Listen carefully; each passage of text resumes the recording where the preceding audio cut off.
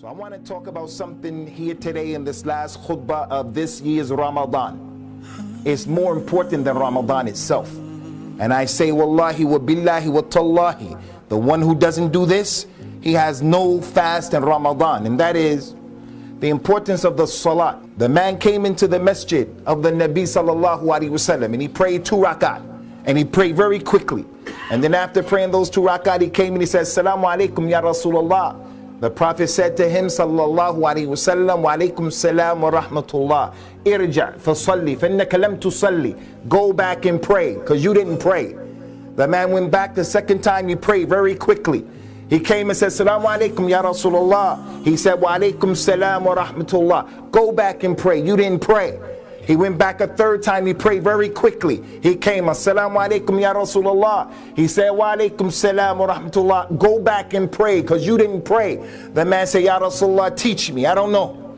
And then the Nabi explained to him, if you want to make salat, make a good wudu. After making wudu, stand up and face the Qibla. Say Allahu Akbar. Read what's easy for you from the Quran. Say Allahu Akbar. Go into ruku' and take your time. And then come up and say Sami Allah liman hamida. And he went through the whole prayer. The point is, the man prayed.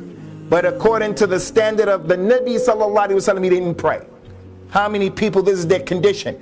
The very first thing Allah is going to ask you about, you, very first thing Yawm al-Qiyamah, when the person is standing there, Allah is going to ask him about his prayer. Anybody, everyone has to pray. The Muslim doesn't have an excuse. I don't have any water. The earth has been made a purifier. Make tayammum. The person says, but I'm not in the masjid. I'm not in the place of prayer. I'm in the university. Al-Islam says, you have to go and find a place to pray. Islam gave us a window of opportunity. If you can't pray right on time, you have to pray somewhere in between that time. The Muslim doesn't have a right. Even the Muslim doctor, his job is to do brain surgery, to do a heart transplant. It's going to take him 8 hours to do the operation. Al-Islam says to that doctor, you are allowed to combine Dhuhr and Asr. You are allowed to combine Maghrib and Isha. The salat is never taken off of the man. The man can't pray standing up. He has to pray sitting down. The person is paralyzed on his back. He has to pray on his back. Salat won't be taken off of you. During the time of the companions, if they knew you were a person who didn't give zakat, they made excuses for you. If they knew you were a person you were eating and not fasting, they said, maybe he's sick, maybe he's a traveler.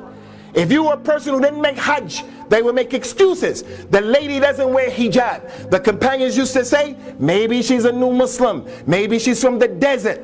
Maybe she's a slave. But if the companion knew this person is not praying, the companion said, he's a kafir. There were no ifs and buts about it. That person is a kafir. And that's because of all of the ahadith of the Nabi sallallahu alaihi wasallam. Al-ahdu alladhi baynana wa baynahum as-salat. Man tarakaha faqad kafara. The difference between us and those people, Sikhs, Hindus, Jews, Christians, atheists, agnostics, the difference between us and them is salat.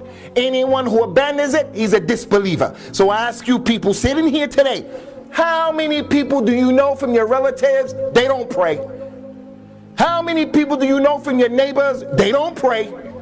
How many people do you know from your wife's family, they don't pray? If the companions knew those individuals, they said, he's a munafiq, he's a kafir.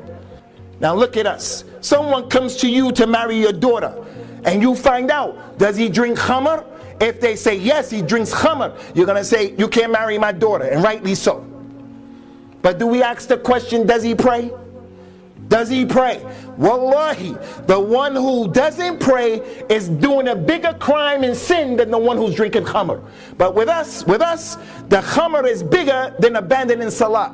Abandoning salat is kufr. Drinking khamr is a kabira from a kaba'ir, but it's not kufr.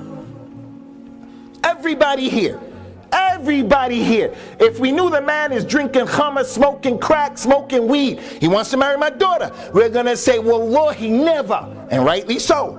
And I'm telling you, abandoning salat is bigger than that. But we don't ask that question. And if we found out he didn't pray, it's okay, because he has a good job. أبدا لن نحيد، أبدا لن نحيد، أبدا لن نحيد عن خطى الإيمان. دربنا درب قويم، دربنا درب قويم بالهدى القرآني.